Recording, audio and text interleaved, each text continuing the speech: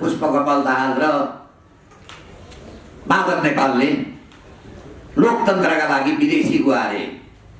उहाँले पनि धम्की दिनुभयो, अदालतले पुनर्बहाली गरेन भने हामी न्यायाधीश थुतेर ठेगान लाउँछौँ। एक दुईवटा मुद्दा पनि लागेको छ। पूर्व सभामुख हुनुहुन्छ होला उहाँ, अनि उहाँले पनि धम्की दिनुभयो। फेरि हिजो प्रधानमन्त्रीले संसद पुनर्बहाली भयो भने म आन्दोलन गर्छु भन्नुभयो। निषेधित क्षेत्रमा जसले सत्ताधारी बसेको छ त्यो मान्छेले हामी जनता हिँड्ने सडक बन्द गर्न मिल्छ? कुनै मान्छेले आन्दोलन गरे भने त सडक खोलाइदिनुपर्छ। अनि जो मान्छे सत्तामा बस्यो त्यसै मान्छेले चाहिँ आन्दोलन गरेर त्यो सडक कब्जा गर्न मिल्छ? मन्त्रीज्यूले विराटनगरमा के बोल्नुभयो भन्ने कुरामा त्यो अदालतलाई दबाब दिएको हो कि होइन भन्ने कुराहरू चाहिँ कसैले पनि स्वतन्त्र न्यायपालिकालाई र बेन्चलाई, अदालतलाई, न्यायाधीशलाई दबाब प्रभावमा पार्नु हुँदैन। अदालतमा चाहिँ त्यहाँ बसेका छन्, सबै आफ्नो आफ्नो क्यापेसिटीमा बसेका हुन्छन्। एकजना कहिलेकाहीँ हामीले त बिहोरेका छौँ नि, 5 जनाको बेन्च बस्छ, प्रधान न्यायाधीश एकातिर, 4 जना एकातिर भएको फैसला कति छ बहुमतले अर्कै निर्णय गरिदिन्छ। त्यहाँ बहुमतको चाहिँ जे हुन्छ त्यही प्रिभेल हुन्छ। एउटाले आएर चाहिँ भेलकोटी मण्डपको सडक जाम गर्छ, एउटाले आएर किङसोयको सडक जाम गर्छ, जनता हिँड्न पाउँदैन। त्यही हो हामीले खोजेको। बाबुराम भट्टराईले त्यही लिउँ र अर्को अघि मैले भने पनि भोजराज पोखरेल। बाबुराम भट्टराईले सत्ताको साँचो नेपालमा रहेनछ, साँचो खोल्न गए।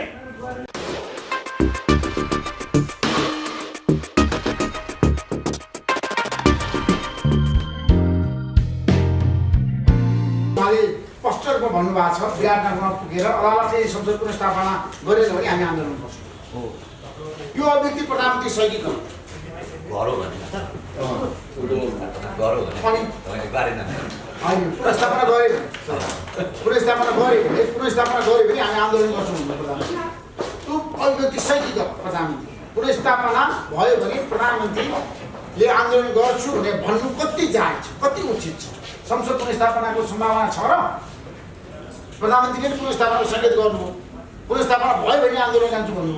त्यो भनेपछि संसद पुनर्स्थापना हुँदैछ बालकृष्ण उपाध्यायजी, के पोखरेलजी, विजयराम पोखरेलजी, सम्भावना के छ? आजको कार्यक्रम हामी यसबारे कुरा गर्छौँ र हाम्रो बिचमा म अब एक पोखरेलबाट सुरु गर्छु।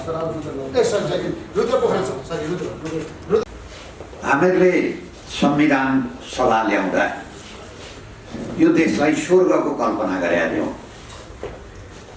सबले रोजगारी पाउँछन्, नेपाल सिङ्गापुर हुन्छन्, बोल्न पाइन्छ, रोजगार पाइन्छ। र यो संविधान सभा चाहिँ कस्तो रहेछ भने तपाईँले रामायणमा पढ्नुभएको होला, सीता हरण गर्नलाई रावणले एउटा सुनको मृग कल्पना गरे। जब सीता सिनको मृगको पछाडि लागिन्, रावणले सीता हरण गरे। अहिले यो संविधान सभा वास्तवमा त्यही सीता हरण गर्नका लागि आएको त होइन, यो जम्मै बाहुबलीमा आयो। 17,000 मान्छे मार्यौँ, बम पड्कायौँ, हाइज्याक गऱ्यौँ। अहिले आउँदा जम्मैलाई काम लागेन। त्यसैले म त के भन्दैछु भने यो 12 बुँदे दिल्ली सम्झौताबाट सुरु भएका संरचनाभित्र यो पार्टी पनि पर्छन्, नेता पनि पर्छन्, संविधान पनि पर्छ। यो जम्मै असफल भए। त्यही असफलताको अभिव्यक्ति केही दिन अगाडि यही भेलकोटी मण्डपमा पुष्पकमल दाहाल र माधव नेपालले लोकतन्त्रका लागि विदेशी गुहारे। उहाँले पनि धम्की दिनुभयो, अदालतले पुनर्बहाली गरेन भने हामी न्यायाधीश थुतेर ठेगान लाउँछौँ। एक दुईवटा मुद्दा पनि लागेको छ। पूर्व सभामुख हुनुहुन्छ होला उहाँ, अनि उहाँले पनि धम्की दिनुभयो। फेरि हिजो प्रधानमन्त्रीले संसद पुनर्बहाली भयो भने म आन्दोलन गर्छु भन्नुभयो। त्यसको यो जम्मै अभिव्यक्ति के हो त भन्दा यो व्यवस्थाको असफलता हो। यो संविधानभित्रका शक्तिले समस्याको समाधान संविधानभित्र खोज्नुपर्छ। यो संविधानभित्र नखोजेर जम्मै आन्दोलनबाट र धम्काको भरमा खोज्ने हो भने यो 17,000 मान्छे किन मरे? यत्रा खरबौँका विकासका संरचना किन ध्वस्त भए? 10 वर्ष हामीहरूले संसारको सबभन्दा महँगो संविधान बनायौँ। यो संविधानले काम गर्यो त? काम गरेन। जुन संविधानले काम गर्दैन, धतुरो रोपेर त गुलाब फुल्दैन नि। यो त धतुरो रहेछ। हाम्रा मित्रहरूले यही धतुरालाई एकदम तुलसीको पात भने, तुलसीको बिरुवा भने, तर अहिले फुल्दाखेरि तुलसीको बिरुवा त प्रतिपक्ष दलका नेताले पनि मानेनन्, सत्ता पक्षले पनि मानेनन्। सत्ता कब्जा गर्ने हो बाहुबलबाट। यो एउटा प्रमाणित के हो भने कम्युनिस्ट कहिल्यै प्रजातन्त्रवादी हुँदैन। मैले एउटालाई भनेको छैन, दुईटैलाई भनेको छु। आखिर धमधमी पुष्पकमल दाहाल र माधव नेपाललाई पनि छ। यो धमधमीमा चाहिँ अहिलेका प्रधानमन्त्रीलाई पनि छ। उहाँले प्रष्ट भन्नुभएको छ, यो संविधान र यो व्यवस्था भनेको हाम्रो बाटो मात्रै हो। हामी पुग्ने अर्को ठाउँ गन्तव्य। यो गन्तव्यको बाटोमा सहयोगी नेपाली काङ्ग्रेस भयो। अब नेपाली काङ्ग्रेस अहिले टाउकामा हात लाएर बसेको छ। अब उहाँलाई पुष्पकमल दाहालको सहयोग भएर साम्यवादतिर जाने कि चाहिँ अहिलेका प्रधानमन्त्रीको सहायक भएर साम्यवाद जाने? यो त उहाँहरूको चौतारी मात्रै हो। यो व्यवस्थाबाट गन्तव्यमा पुग्दैन। कि हामी अफगानिस्तानतिर जाँदैछौँ कि हामी सिक्किमतिर जाँदैछौँ? अब इतिहासको सबभन्दा कठिन घडीमा यो फैसलापछि थोरै द्वन्द्व देखिरहेको छु मैले। उनीहरूलाई कानुन प्रजातन्त्रको विश्वास छैन, बाहुबलीमा विश्वास छ। बाहुबली देखाउन थाल्यो। हामीले नेपाली जनताले सबभन्दा ठुलो नेता कसलाई बनायौँ? सबभन्दा बढी मान्छे मार्नेलाई बनायौँ, इमान्दारलाई बनायौँ न। मान्छे नमार्ने नेता हुँदैन। अहिलेसम्म बाहुबलीबाट आएको कुरोमा को कम, को भन्दा को कम छैन। एउटाले आएर चाहिँ भेलकोटी मण्डलको सडक काम गर्छ, एउटाले आएर किङसोयको सडक काम गर्छ। जनता हिँड्न पाउँदैन। त्यही हो हामीले खोजेको। त्यसैले तपाईँहरू पत्रकार मित्रलाई पनि म ठन्डा दिमागले सोच्न निवेदन गर्छु। आग्रहपूर्वक आग्रह छोडिदिउँ, देश राखौँ। यो देश रहेन भने अहिले 800 संसद छन्। यो देश कदम कदाचित सिक्किम भयो भने सिक्किममा एउटा मात्रै संसद सदस्य छ। केन्द्रमा अहिलेका मन्त्री यो देश रहेन भने मुखिया आउन पाउँदैनन्। त्यो देशमा मुखिया आउन मन्जुर छ छैन? त्यसैले मेरो निवेदन गराई, हामीहरूलाई मात्रै चिन्ता लागेन। यो व्यवस्था र यी नेताले मित्रराष्ट्र भारत पनि चिन्तित छ। यो व्यवस्था र यी नेताले मित्रराष्ट्र चीन पनि चिन्तित छ। कथम कदाचित हाम्रो देशलाई पनि तलमाथि त पार्ने होइन भनेर। त्यसैले हाम्रो मेरो निवेदन गराई, यी तपसिलका कुरामा हामी नलागौँ। इतिहासको सबभन्दा कठिन घडीमा छ अहिले नेपाल। जस्तो अस्ति माघ 28 गतेको कार्यक्रममा प्रचण्डज्यूले विदेशीको सहयोग चाहिन्छ हामीलाई भन्नुभएको थियो।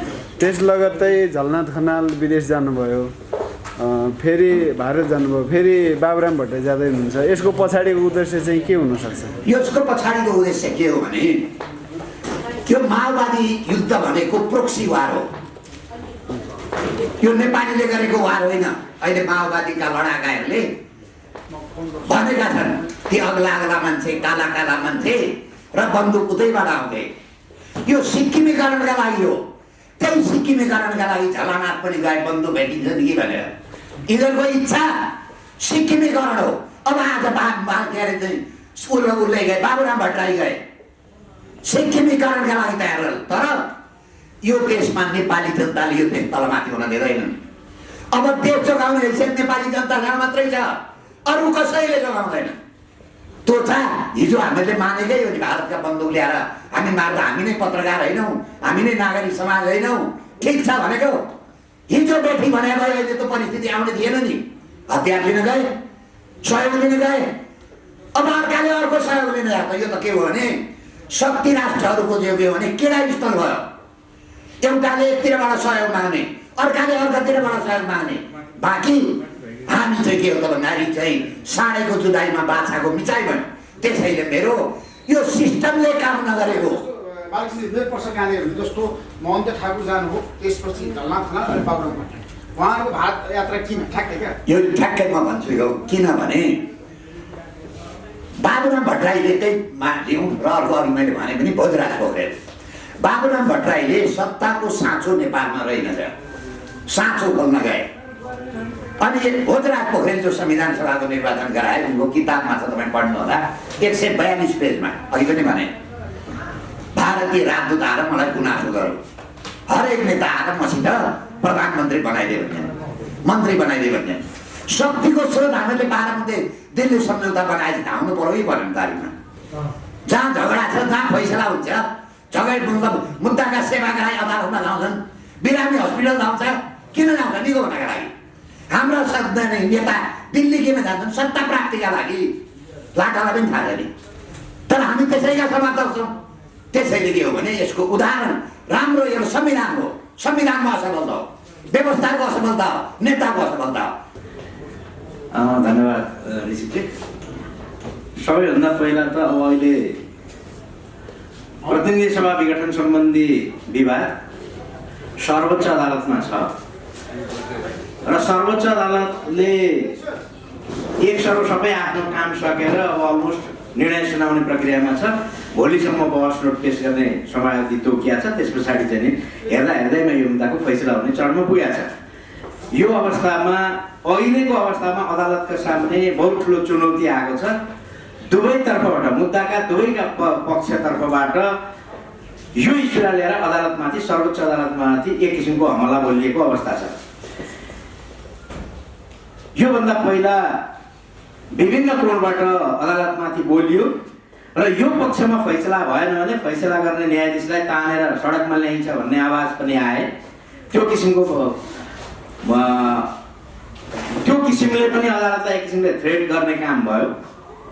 अर्को मुद्दामाका पक्षमा रहेका प्रधानमन्त्रीले यो आधार र कारणले प्रतिनिधि सभा पुनर्स्थापना हुन सक्दैन, मैले गरेको सिफारिस, मैले गरेको विघटन सही छ भनेर सार्वजनिक रूपमा बोलेको कुरामा पनि विवादहरू आइरहेको अवस्थामा हिजो प्रधानमन्त्री केपी शर्मा ओलीले विराटनगरमा गरेको भनिएको जुन वक्तव्य छ त्यो वक्तव्यमा उहाँले मेरो हिसाबले त्यो राजनैतिक भाषणबाजी हो। हिजो जुन ढङ्गले क्रियाहरू जनाइरहेका थिए त्यो क्रियालाई हेर्ने गरेर यदि अदालत त्यो ढङ्गले प्रस्तुत हुन्छ भने हामीले पनि वैकल्पिक अर्को उपाय गर्नुपर्ने हुनसक्छ। हाम्रो पार्टी पनि, उहाँले नेतृत्व गरेको पार्टी पनि सडकमा आउन सक्छ भन्ने खालको जुन अभिव्यक्ति आएको छ भनेको छ। यी दुईटै अभिव्यक्तिहरू वास्तवमा न्यायपालिकाको लागि उचित ढङ्गका अभिव्यक्तिहरू होइनन्। न्यायपालिकाले स्वतन्त्र ढङ्गले निर्णय गर्छ भन्ने कुरामा म विश्वस्त छु। संविधान र कानुनले तोकेको परिधिभन्दा बाहिर गएर उसको फैसला आउँदैन भन्ने कुरामा पनि म विश्वास व्यक्त गर्छु। र अहिलेको जुन वातावरण छ, जुन संवैधानिक व्यवस्था छ, त्यो संवैधानिक व्यवस्था हेर्दा म संसद पुनर्स्थापना हुन्छ भन्ने कुरामा कम विश्वास गर्छु। यद्यपि सर्वोच्च अदालतबाट आउने र हुने फैसलालाई सिरोपर गर्ने कुरामा म विश्वस्त छु। जो एमिकस क्युरीले दिएको एउटा पनि अस्ति कहिले दिएको एउटा बढिरहने उसले दिएको फैसला सर्वोच्च अदालतले त्यो मान्ने कतिको सम्भावना के छ?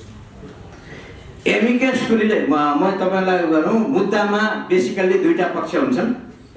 एउटा दाबी गर्ने पक्ष, अर्को प्रतिदाबी गर्ने पक्ष। एउटा उजुर गर्ने पक्ष, उजुर गरेको कुरा यो कारणले खण्डन हुनुपर्छ, यो उजुर टिक्दैन भनेर भन्ने अर्को पक्ष। यस्ता किसिमका सार्वजनिक महत्त्वको विषयमा अलग्गै राय अर्थात् पक्ष वा विपक्षमा नभइकन स्वतन्त्र राय, त्यो चाहिँ राय अरूले गरेका चाहिँ आर्गुमेन्टहरू हुन्, तर्कहरू हुन्। एमिकस क्युरीले व्यक्त गरेको चाहिँ राय हो, मुद्दाको सम्बन्धमा राय व्यक्त गरेको हो। उहाँहरूले व्यक्त गरेको राय हुबहु लागु हुन्छ भन्ने छैन। उहाँहरूलाई लागेको राय उहाँहरूले व्यक्तसम्म गर्नुभएको अवस्था हो। त्यो राय पनि दुवैतर्फको कुनैको एकतर्फको राय छ, यस्तो हुनुपर्छ, प्रतिनिधि सभा पुनर्स्थापना हुने यो आधार छन्, यसरी हुनसक्छ भन्ने छ। अर्को कसै पक्षको चाहिँ होइन, यो त प्रतिनिधि सभा पुनर्स्थापना हुन सक्दैन भन्ने उहाँहरूको राय हो। उहाँहरूको चाहिँ त्यो मुद्दाको पक्षको आर्गुमेन्ट नभएर राय हो। रुद्र सर, मेरो प्रश्न कहाँनिर भन्दाखेरि त्यसो भए प्रधानमन्त्रीले जुन अदालतलाई पनि चेतावनी दिनुभयो नि त होइन, पुनर्स्थापना नगर भनेर, किन यस्तो? म मलाई के लाग्छ भन्दाखेरि अब यो कतिपय राजनीतिक रूपमा व्यक्त भएका कुराहरूलाई धेरै उडाउनुपर्छ भन्ने मलाई लाग्दैन। उहाँले आफ्नो पक्ष पोषण गर्नुभएको छ। उहाँको जम्मा उहाँ त मुद्दाको पक्ष हुनुहुन्छ। मुद्दाको पक्षबाट उहाँले आफूले गरेको कामको बचाउ गर्नुभयो र त्यसमा के भन्नुभएको छ भन्दाखेरि अदालत संवैधानिक तथा कानुनी दायित्वभन्दा बाहिर गएर कसैको बहकाउमा लागेर फैसला गर्दैन भन्ने कुरामा आफ्नो विश्वाससम्म व्यक्त गरेको कुरा मलाई लाग्छ। त्यसो प्रधानमन्त्री जे भन्नुभयो ठिक भन्नुभयो। प्रधानमन्त्रीले व्यक्त गरेका कुरा उहाँले संविधान प्रतिनिधि सभा विघटन गरेका सन्दर्भमा प्रतिनिधि सभा विघटन गरेका कुरा संविधान सम्मत छ भन्ने कुरामा उहाँको तर्क रहेको छ। उहाँले व्यक्त गर्ने मुद्दाको पक्षले व्यक्त गर्ने कुरा त्योभन्दा पृथक हुन पनि सक्दैन। संविधान र कानुन अनुसार पुनर्स्थापना हुन सक्दैन भन्ने सन्दर्भमा त म सुरुदेखि नै मैले आफ्ना धारणाहरू राख्दै आएको छु। संसद पुनर्स्थापना हुन सक्ने संवैधानिक व्यवस्था मैले देखेको छैन। प्रतिनिधि सभा विघटन कि पुनर्स्थापना भन्ने विषयलाई ठ्याक्कै एक शब्दमा भन्नुभन्दा अगाडि यसको पृष्ठभूमिलाई पनि विचार गर्नुपर्ने हुन्छ। नेपालको संविधान अहिले 70 वर्षमा 7वटा संविधान कार्यान्वयनमा आइसके र हरेक संविधानले केही न केही चेन्जेसहरू लिएर आए। त्यसैले हेर्दाखेरि 2047 सालको संविधान, त्यसपछि 63 सालको अन्तरिम संविधान र अहिले 72 सालको संविधानलाई हामीले हेऱ्यौँ भने संविधान सभाबाट दोस्रो संविधान सभाबाट जारी भएको यो संविधानमा प्रधानमन्त्रीलाई प्रतिनिधि सभाको विघटन गर्ने अधिकार संविधानमा राखिएन। यसको पछाडिको कारण चाहिँ विगतमा हाम्रा सरकारहरू अस्थिर रहे।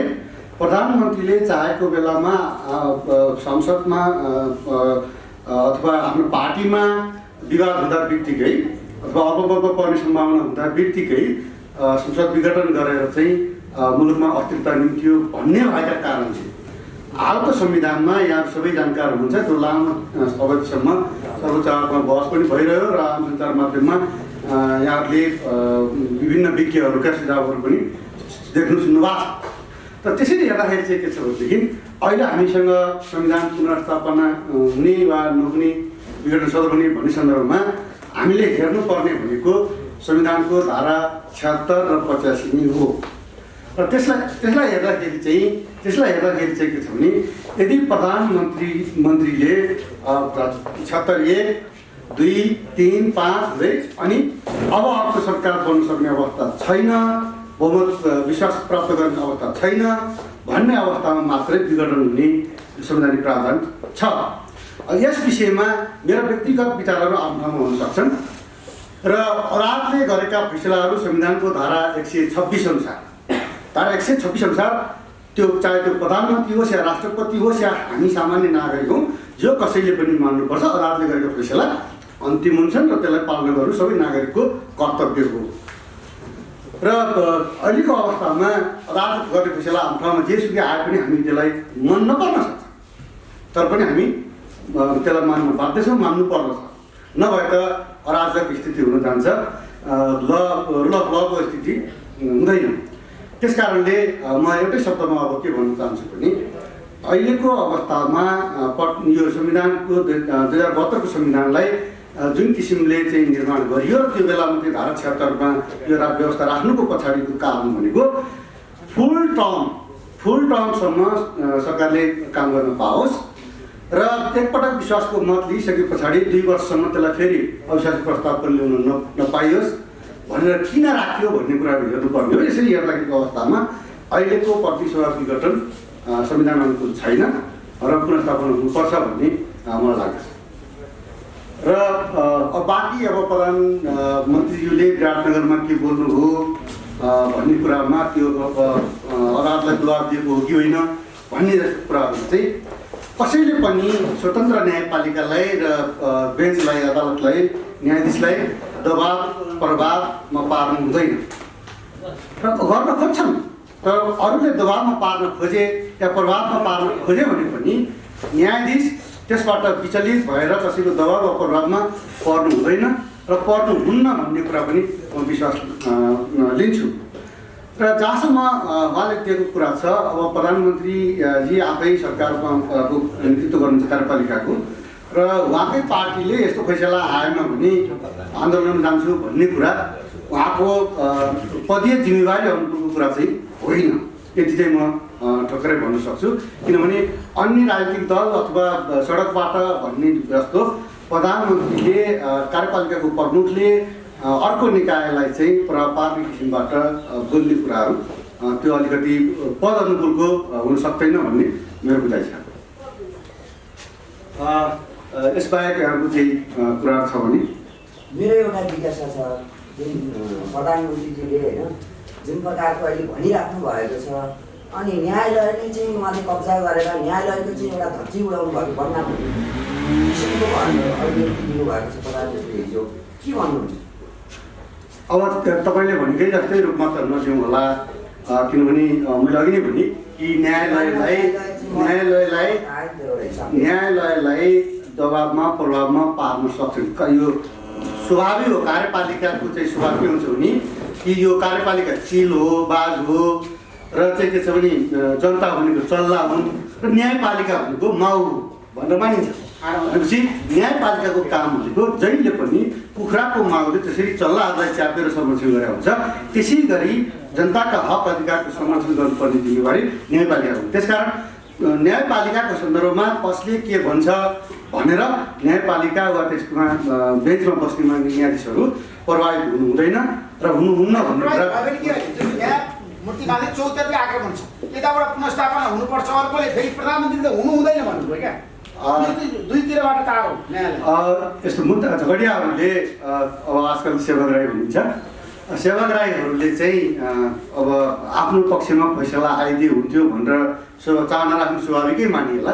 तर मैले अघि नै भने कि प्रधानमन्त्री जस्तो व्यक्ति जो कार्यकारी प्रमुख पनि हुनुहुन्छ, कार्यपालिकाको प्रमुख हुनुहुन्छ, उहाँले चाहिँ आफ्नो त्यो पदमा रहेर मुद्दाको पक्ष पनि हो भने फेरि, तर त्योभन्दा उहाँ माथि के हो भने यो मुलुकको कार्यपालिकाको प्रमुख हो। त्यसैले उहाँले त्यसरी हामी सर्वसाधारणले बुझिने भाषामा हामी आन्दोलन गर्छौँ, सडकमा आउँछौँ भनेर भन्ने कुरा चाहिँ त्यो उपयुक्त हो भन्ने मलाई लाग्दैन। त्यो कहीँ न कहीँ अदालतलाई प्रभाव पार्न, दबाब दिन खोजिएको कुरा हो र त्यो अर्को पक्षबाट पनि त्यस्तो कुराहरू आएका छन्। यो आउनु हुँदैन। यसमा चाहिँ सेल्फ रेस्ट्रेन्ट भन्छ नि, एउटा चाहिँ के छ भने आफू एउटा सीमामा बस्नुपर्ने दायित्व र कर्तव्य दुवै पक्षले पुरा नगरेको जस्तो लाग्छ र यस्ता दबाब प्रभावमा अदालत पर्दैन भन्ने कुरा म फेरि पनि दोहोऱ्याउन चाहन्छु। अहिले के विषयमा चाहिँ संसद पुनर्स्थापना कि निर्वाचन, प्रधानमन्त्रीले हिजो भन्नुभएको पुनर्स्थापना भयो भने आन्दोलन जान्छ। अहिले यस्तो हो, अब यो संसद पुनर्स्थापना कि निर्वाचन भन्ने कुरामा दुई तिनवटा कुराहरू हामीले हेर्नुपर्छ। एउटा चाहिँ यो निर्वाचन गर्ने भनेर चाहिँ कार्यकारी प्रमुखको सिफारिसमा राष्ट्रपतिबाट भइसकेकै छ, त्यस विषयमा अदालतमा मुद्दा परेकै छ, अदालतमा चाहिँ यत्रो महिनौँ दिन लगाएर त्यहाँ बहस पैरवी पनि भएकै छ। अब त्यहाँनिर सायद भोलिसम्म, आज 10 गति 9 गति आज 9 गति भोलिसम्म त्यहाँनिर सबै कानुन व्यवसायीहरूसँग त्यहाँनिर बहस नोट पनि अदालतले मागेको छ। त्यो अदालतमा मागेको हुनाले त्यो बहस नोट पनि सबै कुरा उहाँहरूले अध्ययन गरेर फैसला अदालतले दिइहाल्छ। त्यो कुरामा चाहिँ तपाईँहरूसँग चाहिँ एउटा निवेदन चाहिँ म के गर्न चाहन्छु भने अदालत त्यहाँनिर यो कुरामा चाहिँ प्रधानमन्त्रीले होइन धम्क्याउने कुरा प्रधानमन्त्रीको तर्फबाट गर्न मिल्दैन, प्रधानमन्त्रीले बोल्न पनि मिल्दैन।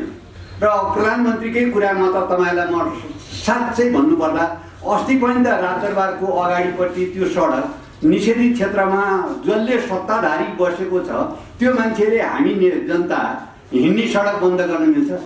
कुनै मान्छेले आन्दोलन गर्यो भने त सडक खोलाइदिनुपर्छ।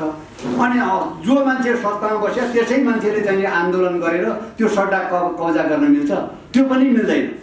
त्यसले गर्दा मैले तपाईँलाई भन्ने गर्छु, अधिनायकवाद भन्छ नि, अधिनायकवाद भने यस्तै गरी आउने हो। यो चाहिँ बाजा बजाएर झ्याङ झ्याङ गरेर अधिनायकवाद आउने हो र अधिनायकवाद भनेको यस्तै हो। अब अहिले प्रधानमन्त्रीको के कुरा गर्ने? कोही मान्छे अपराधी छ भनेर चाहिँ कसैले भन्यो भने होइन त्यो निर्दोषी छ भनिदिनुहुन्छ, कोही मान्छे अपराध गरेको छैन अदालतमा भएको छ त्यो मान्छे अपराधी हो भनिदिनुहुन्छ। अब प्रधानमन्त्री सर्वसर्वा हो भने हामी चाहिँ र संवैधानिक सर्वोच्चता मान्ने मान्छे, संविधानभन्दा माथि कोही छैन भन्ने मान्छे। उहाँ चाहिँ म संविधानभन्दा माथि छु।